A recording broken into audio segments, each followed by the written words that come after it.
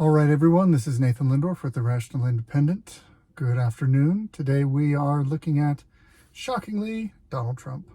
So dealing with the New Republic, we have what looks to be an opinion piece chortling.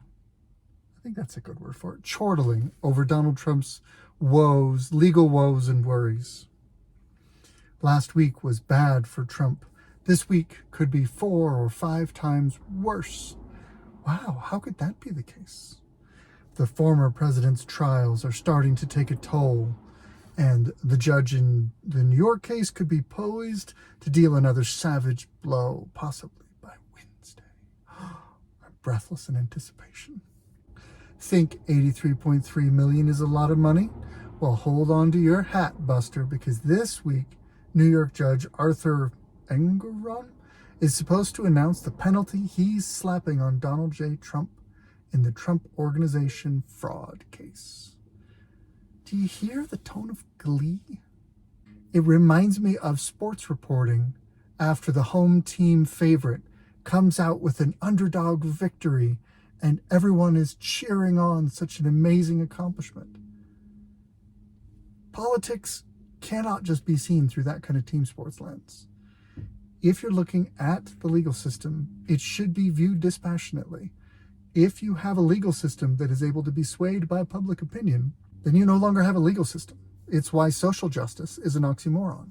Justice requires equal treatment before the law. When you amend justice with any modifier, it is no longer justice. By definition, you have changed what it does, what it means, how it's applied. In the same way, if you look at this and you look at these Trump cases, you should be able to view each one of these cases on their merits and decide for or against. That's what lawyers and judges are paid and trained to do. So instead, if you see this as your side's winning, look at all this great stuff, we get to destroy our enemy using the administrative state, using the judiciary, that's a really nasty precedent. That is not a good place for us to go as a country. I'm not going to read the whole thing because it's all pretty smarmy, but we'll skim through it. The case brought by AG Letitia James in 2022 accuses Trump of lying to bankers and insurers about the value of his properties. Interesting thing about Letitia James, when she was running for office of Attorney General, she made it a campaign promise that she would get Donald Trump. Not saying I'm going after him for violating this statute, not saying this is a crime that I see that needs to be dealt with that's being ignored. She said, I will find a reason to be able to prosecute him. That was her campaign promise language. That is not how justice works. You cannot say, there's the target I'm going for, find me a way to destroy him under the law. That is a politicized AG office. That is incredibly dangerous. So Letitia James brought this, accusing Trump of lying to bankers and insurers. Last September, Engoron declared in a summary judgment that the evidence clearly said Trump had done so. In the defendant's world, rent-regulated apartments are worth the same as unregulated apartments. Restricted land is worth the same as unrestricted land. Restrictions can evaporate into thin air. A disclaimer by one party casting responsibility on another party exonerates the other party's lies. That is a fantasy world, not the real world. Letitia James is asking for a penalty of $370 million and is suing under a statute that enables New York State to basically suspend Trump operations.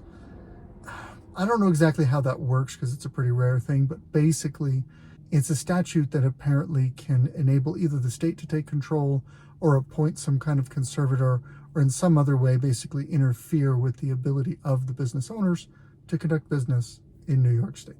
Again, more chortling. Bad? Yep. But the knife took another twist into Trump's flesh last Friday. The same day the Carroll jury threw all that buckshot in Trump's face.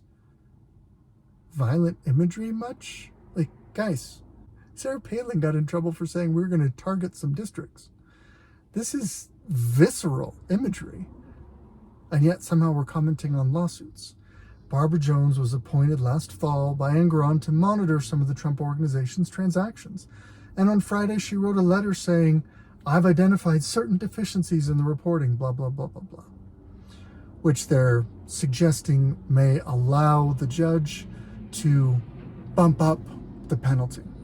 Now we talk a little bit about the ability to strip him and his company of the ability to do business in New York State. Prosecuted under a 1956 law. Neat. I'd be curious what other entities have been prosecuted under that law. Just curious. Okay, one of Trump's lawyers whined last week the law was overbroad and unfair. This is not just about President Trump. Every major bank CEO and every Wall Street participant should speak out now before the Attorney General's shocking and tyrannical interference in the capital markets place all New York business transactions at risk. Yeah. You want to talk about if you're on Wall Street and you're involved in, say, mergers and acquisitions, a big part of that business is valuing property and discussing appraisals and estimates of whose stuff is worth X, Y, or Z, which is at its heart an opinion. And there's room for fudging. There's room for even overly inflating certain values. And this is a negotiating tactic.